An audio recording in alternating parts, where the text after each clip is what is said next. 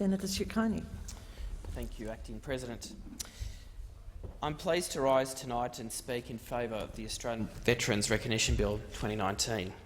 In particular, I'm grateful to have the opportunity to place on the record of my personal gratitude to the many tens of thousands of men and women who have served in our Defence Forces and who have dedicated their lives in protecting us and our loved ones. Australian Defence Force personnel make enormous sacrifices on our behalf. The nature of their task can often require them to move their families across the country at very short notice.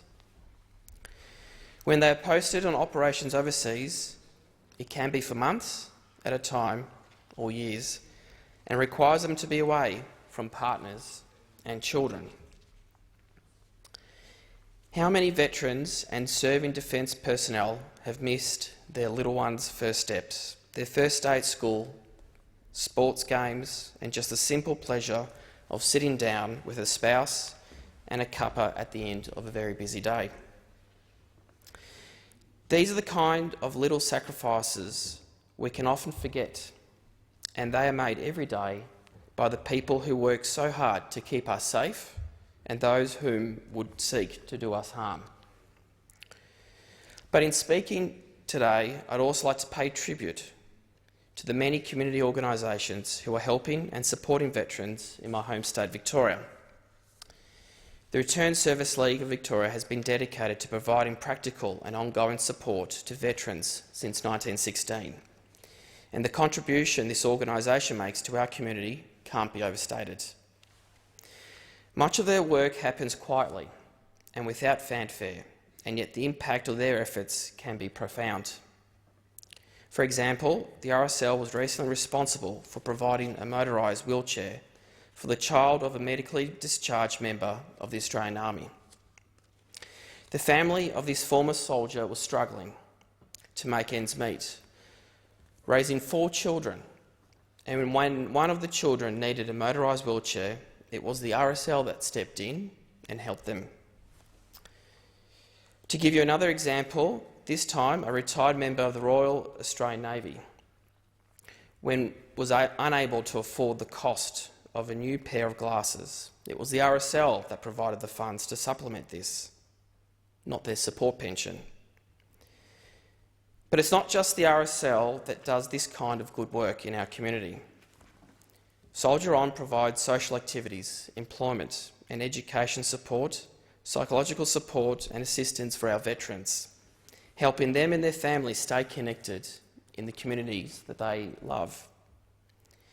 Young Veterans supports former defence personnel with opportunities to create community and connections with one another, an important component in the ongoing mental health of our veterans. Then there's the Vietnam Vets Association, Legacy, Veterans Off the Street, the War Widows Guild, the Defence Force Welfare Association and countless others, all of whom are doing their bit to support our veterans and their families. But there's more to be done, and there's a role for everyone in this place and the community to lend a hand. When the men and women of our Defence Force are on deployment, they are in harm's way, literally, putting their safety and lives on the line for our national interest, sacrificing their physical and mental health for our safety and comfort. We owe our veterans a great debt. As both sides of this place and many on the crossbench recognise that this is a way for us to plan a recognition of veterans and serving members of our Defence Force at the last election. It's also why, despite some concerns about the mechanisms of the bill, Labor will support the proposed format for recognition of immense contributions that veterans made to our community.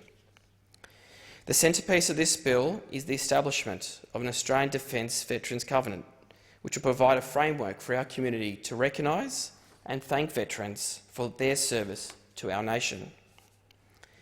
It is something that a range of stakeholders have been lobbying for some time now. This will serve as a solemn reminder of the debt of thanks and service our community owes veterans. However, there are concerns that the Covenant does not cover currently serving military personnel. Similar recognition models to that which would be established by this bill around the world, notably that of the United Kingdom, includes currently serving military personnel. And as the Shadow Minister for Veterans Affairs, Amanda Rishworth, stated earlier this year, when this bill was debated in the other place, our obligation to look after members is just as great when they are serving as it is when they are in transition, through that transition and then while in civilian life. The member for Kingston is correct. Veterans hold a special place in our community, but so do currently serving members of the Defence Forces, and we should include them in formal recognition. I believe the establishment of a covenant and a formal program of recognition for our veterans is important. Lapel pins and a veterans card are simple things that we can do to achieve this. But that recognition has to go hand in hand with proper support and assistance through the Department of Veterans Affairs. Our thanks and recognitions of veterans also has to include proper provision of healthcare and mental health services. Cutting departmental staff and changing departmental programs in ways that are not yet clear make the provision of that healthcare and mental health services harder, not easier. Words are important, but they must be backed up with action.